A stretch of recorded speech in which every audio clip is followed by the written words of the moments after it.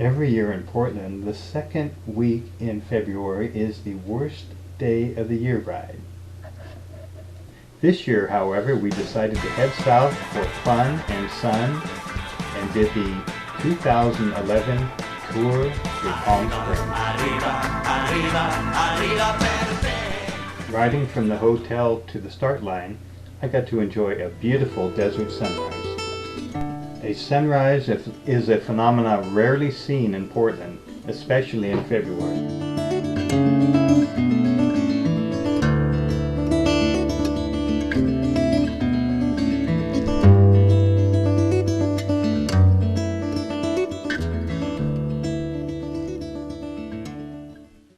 The most remarkable thing about this ride is the tremendous community support.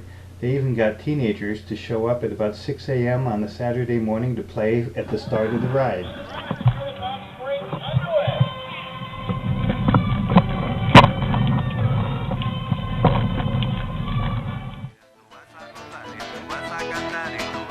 The first 9 miles of the ride is very easy. It's flat, and although it's crowded, they start you out in waves, and the few stoplights along the way as you're heading out of town helps thin out the riders.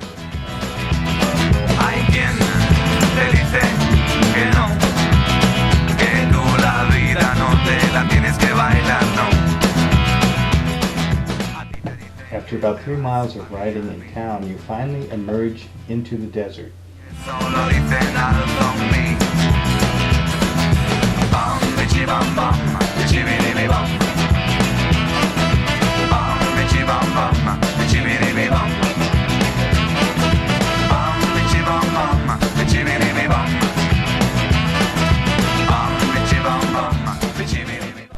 You can see that the turbine blades are turning very lazy circles, which, fortunately for the riders, meant almost no wind. And it stayed like that all day. I imagine this ride in the wind would be pretty tough.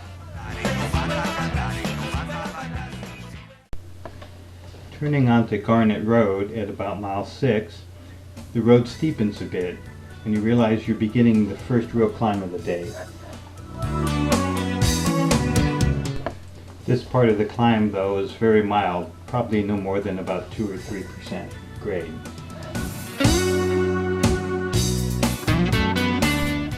On the right there is Interstate 10.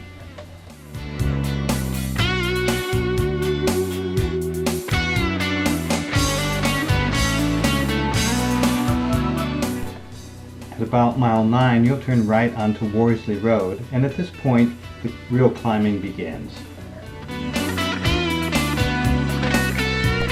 By the time you hit the rest stop at mile 16, you'll have climbed about 1,000 feet on Worsley Road, and this will include a Cat 4 climb at about mile 10.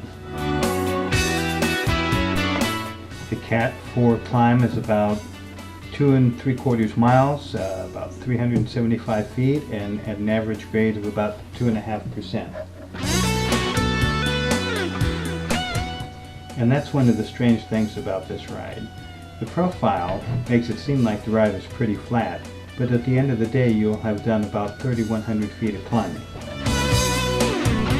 But the climbs on this ride are unusual in that they are not short, steep, mountainous climbs, but instead long, extended slogs that are only about 2 to 4% grade. By the end of the day, though, they do take their toll.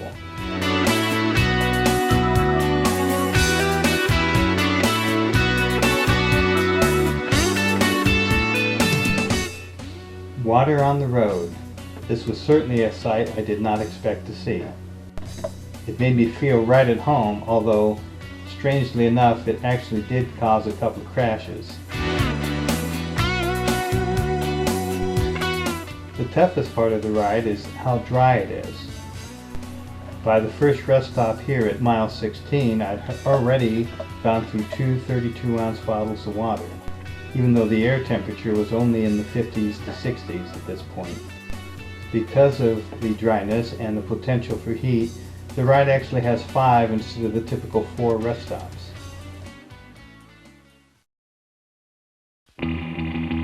After the first rest stop, you begin the third phase of the ride. This is about a 1,000-foot descent that lasts for about 7 miles. Just like the climb, the descent is not steep, but it goes for a long way and you can carry a lot of speed.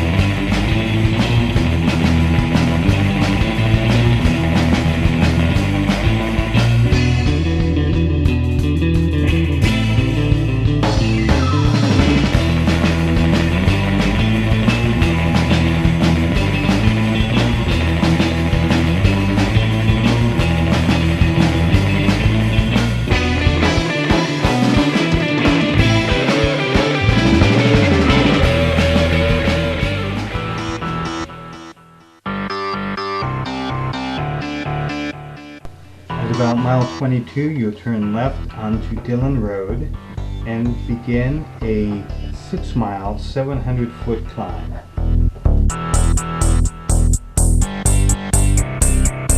This includes a Cat 5 climb at about mile 30. That's about 2.5 miles of 300 foot at about 2.5% grade.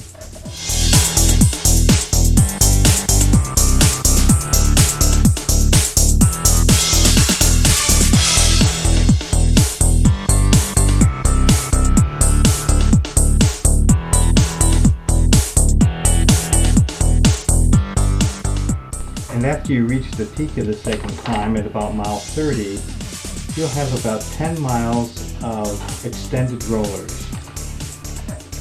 These rollers feature fast descents followed by uphill slogs.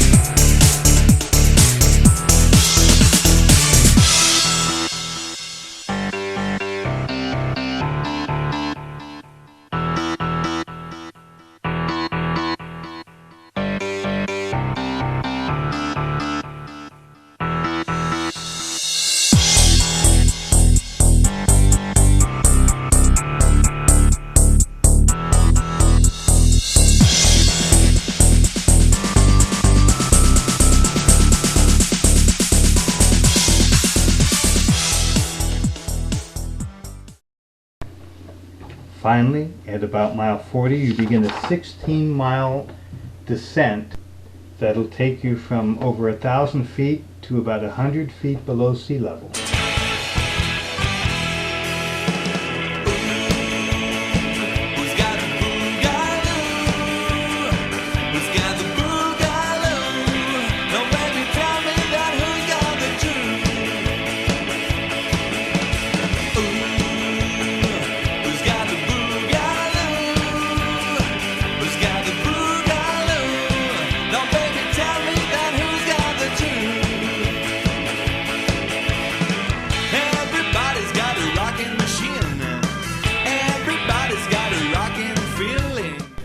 The last 5 miles of this descent is more like a false flat. Large groups of riders form here, and you can carry a huge amount of speed in these paths, despite the fact that the grade is nearly flat. Come and go and dig that boogie song, alright! And finally, after a few miles of really bad roads, you hit the rest stop at mile 51. Time to tank up with some fluids and grab some lunch. This rest stop, like all the others, was staffed by a very large number of extremely courteous and friendly volunteers. Thank you, volunteers. Hey everybody, cowboy music tonight, that's a little style tonight. Chicka-chack. After leaving the rest stop, the next 20 miles are essentially flat. At this point, the temperature had hit about 80, where it would remain the rest of the afternoon. Luckily, there was virtually no wind. In other words, the weather was perfect. Y en la que tú los cafetales vuelven a sentir esa triste canción de amor de la vieja molienda que en el letargo de la noche parece de... Just past Indio High School, we passed through some really pretty agricultural areas. This included some nice date palm groves, something you definitely do not see in Oregon. Moliendo café, arriba Manolito. Ahí van los vaqueros. By the rest stop at mile 71 at Fritz Burns Park, there were definitely some tired bodies. Dehydration and the cumulative effect of the hills was definitely taking its toll. Check, cheeky check, cheeky cheeky check.